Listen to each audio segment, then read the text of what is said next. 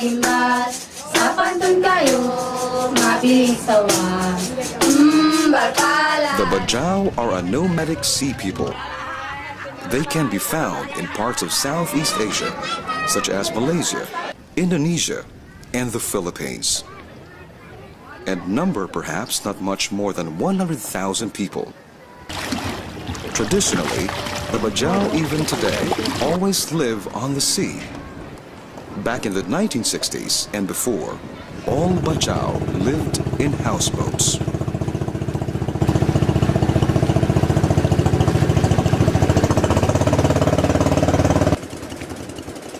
They lived their whole lives on the boat.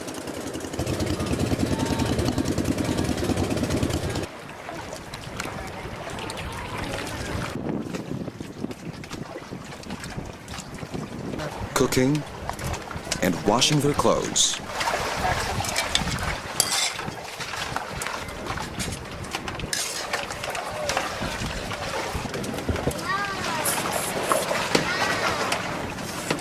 The sea and the boat was the playing ground for the Bajau children.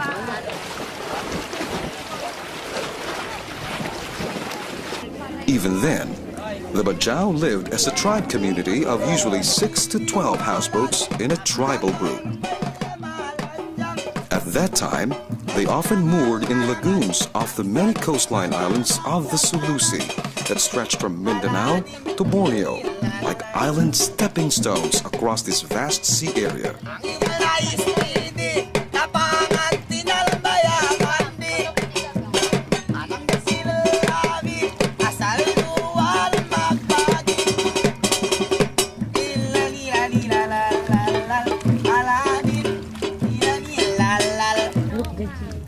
Only to fetch firewood and fresh drinking water, or to bury a loved one in a tribal graveyard island would the Bajau come to the land.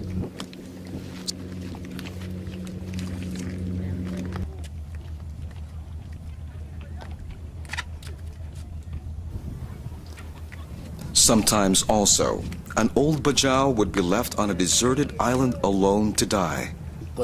Such was life for the Bajau nomadic sea people not so long ago. The old Bajau man soon dies, unable to find food and water and shelter from the unforgiving sun.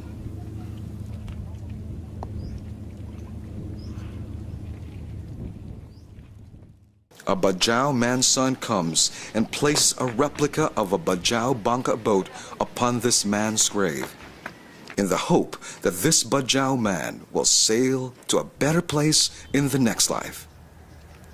This is still a practice today.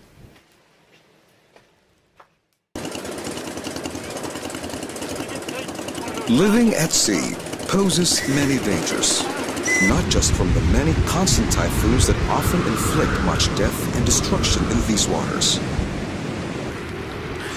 But what the Bajau fear more than a typhoon is being attacked by pirates. Today, Kimo is paddling to an island in the Sulusi.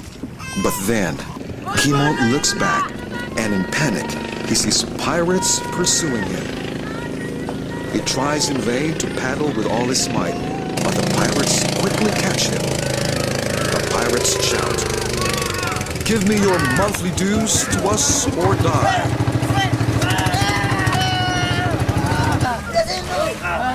Helpless and pestiless, Kimo tries to defend his family, but he is fatally injured by the pirates and is thrown into the sea.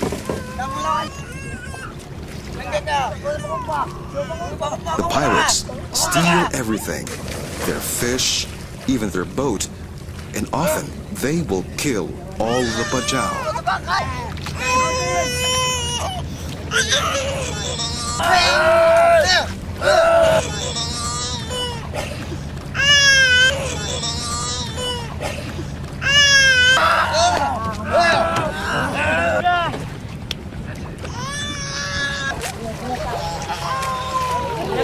But it is too late for Kimo, Papaya, and their baby to pay the pirates, for baby's cry is no more.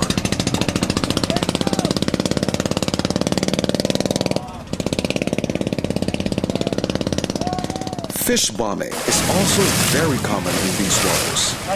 They simply toss a stick of dynamite into the sea and bang, all the sea corals and reefs are destroyed. And the fish float dead upon the water as the villains happily gather their catch of destruction. Pirate-infested waters of Sulusi have driven many Bajau further to shore, and even as far as Cebu in central Philippines or north to Manila. Here in Cebu, the Bajau have long since abandoned their traditional houseboats, and most of them now live in stilted huts in coastal regions of Southeast Asia, like the Philippines, Sabah, Malaysia, and Indonesia. In Cebu, most Bajau men are still trying to fish for a living, but that can be a hit or miss. So hungry, the children go to the market to scavenge and beg for discarded rotten fruits and then sell the leftover to their fellow Bajau villagers. The Bajau are famous for their diving skills. Women and children dive for a peso coin tossed overboard by passengers at the port of Cebu.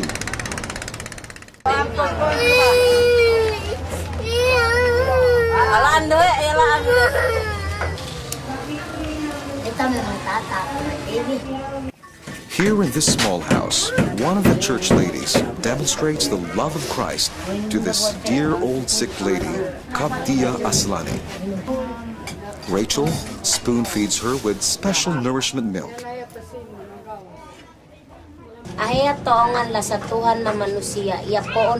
But as we leave and say goodbye to her, she suddenly sits up and reaches out with her weak, bony, weary hands to me and says, "Magsukul, thank you." Little did I know this would be the last time I would see her alive.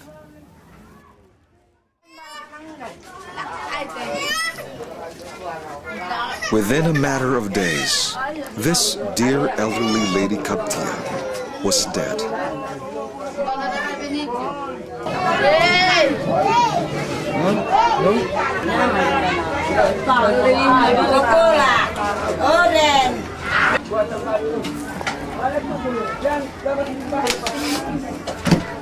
Her death came to me as a complete shock. I did not know she was dying. Nakakayalsaan ni Tuhan. Na nakabagpanukutan ni sa anak ko itong kami. Patutong na makaan. Halaong masali, halang mukaman, hinaulaan kami kaman. Okay, lege. Okay. Oh, yan ang kayo. Kayo lang yan.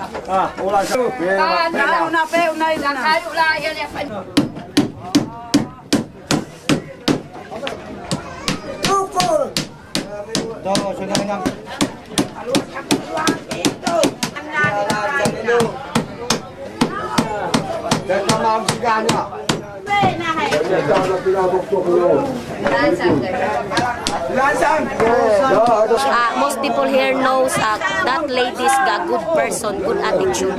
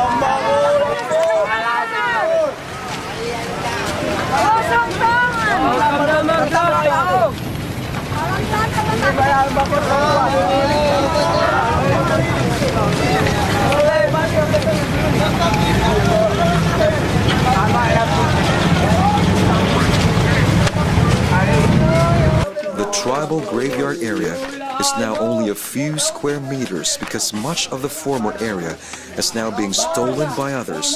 This lot is already full. But look at this. Destiny digs a small hole in the grave of his baby brother and feeds it with baby milk powder.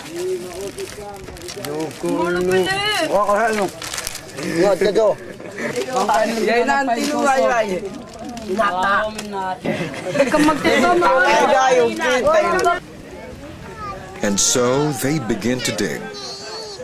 Barely 1 foot down, they find the first of many bodies. They try to drag it out. But this dear one does not want to leave its resting place. It takes several strong men to finally haul it out.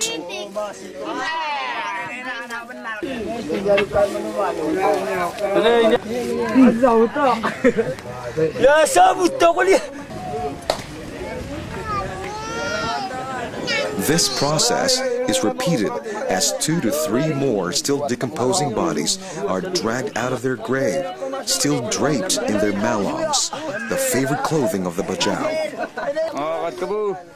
It's hard to look and breathe the stench of death's aroma. Some of the Bajau men make fun of the skull, placing a cigarette in its mouth.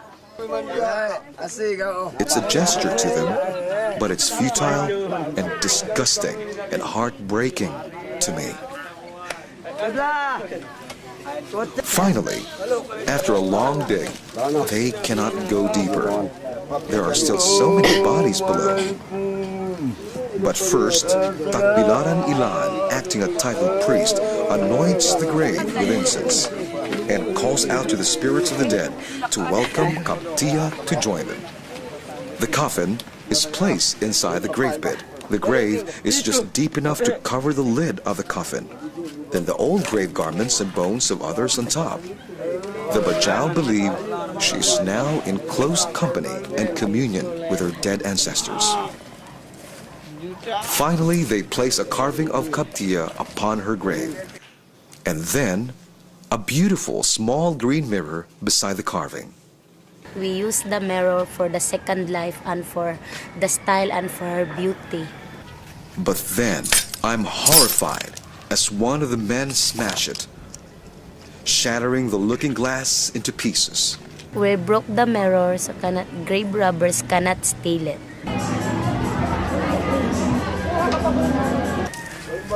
Within a few minutes, the grave site is abandoned.